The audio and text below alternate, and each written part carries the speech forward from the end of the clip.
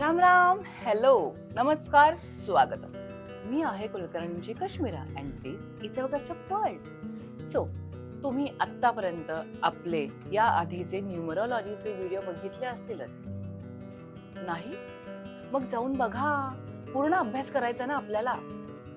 So 1 आणि 2 नंबरचे video आपण टाकलेले आहेत. आज आपण नंबर 3 बद्दल जाणून घेणार आहोत. आता 3 नंबर म्हटलं की तुम्हाला तसं माहित असेलच, पण तरीही आपल्या कुटुंबाला सांगणं ही माझी जबाबदारी आहे. त्यामुळे जो माणूस 3 तारखेला, 21 तारखेला, 12 तारखेला किंवा 30 तारखेला कुठल्याही महिन्याच्या असो जर जन्माला आलेला असेल, तर त्याच्या वाढदिवसाची तारीख ही 3 मध्ये येते. म्हणजे 3 तारीख तर आलीच.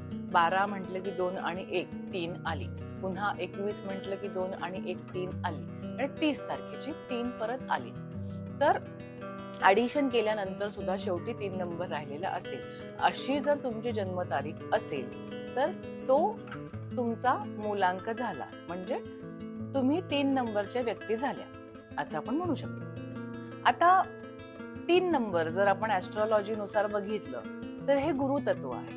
म्हणजे गुरु जो ग्रह आहे, बृहस्पती आपण ज्याला म्हणतो, त्या ग्रहाचे जे गुणधर्म आहेत ते तुम्हाला 3 नंबरच्या व्यक्तीमध्ये सुद्धा दिसून येतात. आता गुरु प्रधान व्यक्ती असेल तर आपण आता एखादा कुणीतरी खूप मोठे गुरुवर्य आहेत, शिक्षक असू दे किंवा एखाद्या मोठ्या मठाचे मठाधीश आहेत, तर त्या मठाधीशांकडे आपण ऑटोमॅटिकली अट्रॅक्ट होतो बघा, की अरे गुरुतत्व म्हणजे कुठेतरी ती माणसं देवाशी कनेक्टेड आहेत अशी आपली भावना होते.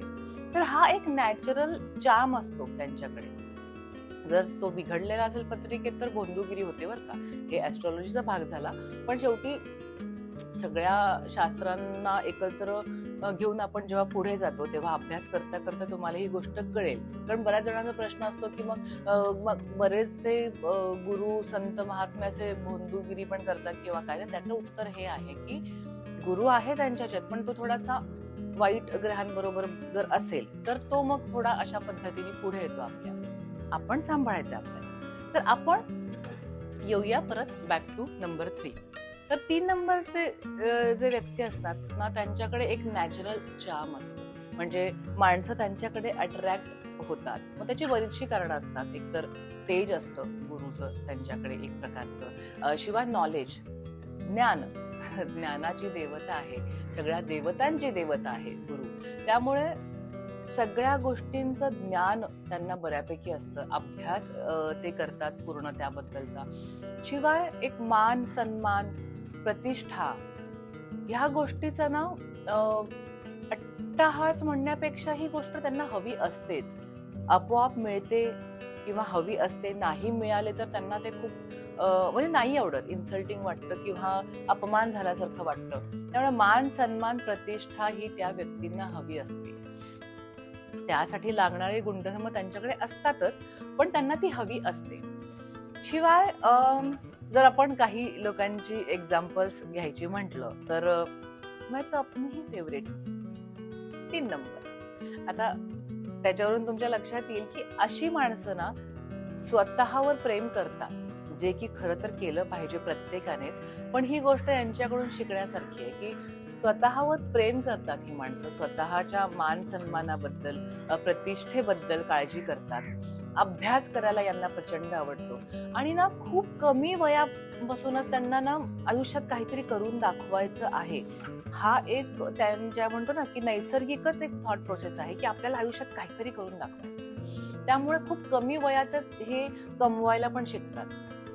जर खरंच त्यांचं नॉलेज आणि या गोष्टी त्यांनी व्यवस्थित वापरल्या तर खूप कमी वयापासून कमवायला शिकतात आणि सक्सेसफुल करून दाखवतात त्यांच्या आयुष्यात काही ना काहीतरी.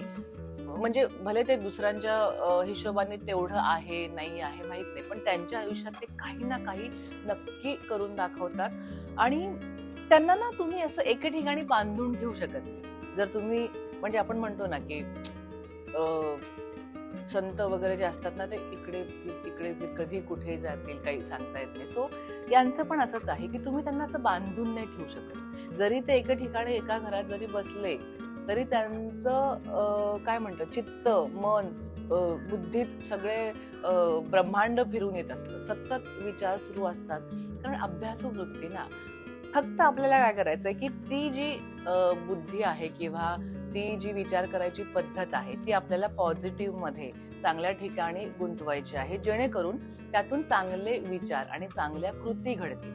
बऱ्याचदा कसं होतं, सतत माइंड जेव्हा आपलं चालू असतं ना, तेव्हा बऱ्याचदा अविचाराने सुद्धा गोष्टी घेतल्या जातात. म्हणजे काय, एखादा समजा पैसे खर्च करायचे किंवा एखादा निर्णय घ्यायचा आहे, तर ते पण पटपट पटपट होतं. मग बऱ्याचदा ना, जिथे नको आहे तिथे पैसे खर्च केले जातात. खूप अविचाराने पैशांची उधळपट्टी होऊ शकते.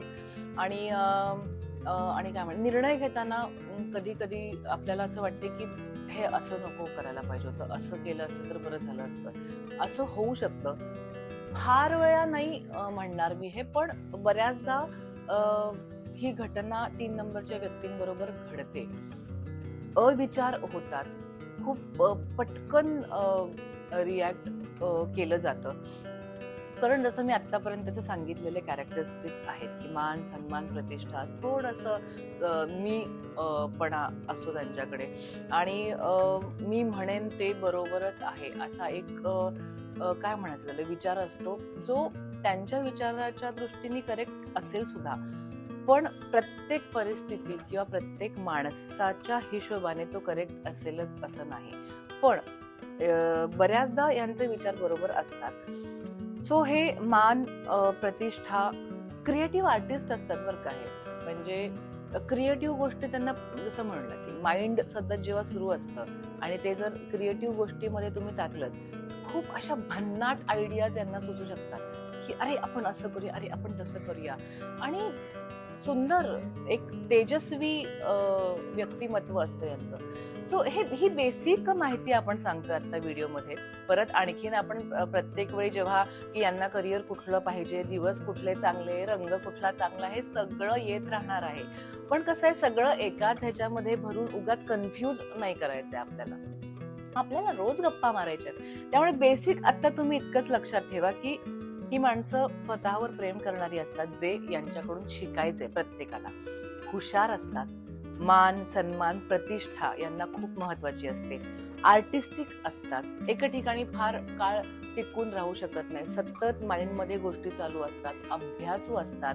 आणि म्हणजे अट्रॅक्टिव्ह असतात. त्यांच्याकडे तो नॅचरल चार्म आहे, जे मी तुम्हाला सांगितलं. सो ह्या 3 नंबरच्या व्यक्तींचे काही बेसिक अगदी कॅरेक्टरिस्टिक्स आहेत. ते तुम्हाला पटलेत का, ते कमेंटमध्ये नक्की सांगा. अजून आपण भरपूर अभ्यास करणार आहोतच. त्यामुळे पुढच्या सगळ्या व्हिडिओसाठी चॅनलला लाईक, शेअर आणि सबस्क्राईब करायला विसरू नका. आणि हो, आपल्या आवडत्या व्यक्तींमध्ये जर कोणी 3 नंबर असेल तर त्यांना हा व्हिडिओ पाठवा. त्यांना सांगा की ही फक्त तुझी बेसिक माहिती आहे, हळूहळू अजून आतल्या गोष्टी येणार आहेत. त्यामुळे स्टे ट्यून. तोपर्यंत थँक्यू.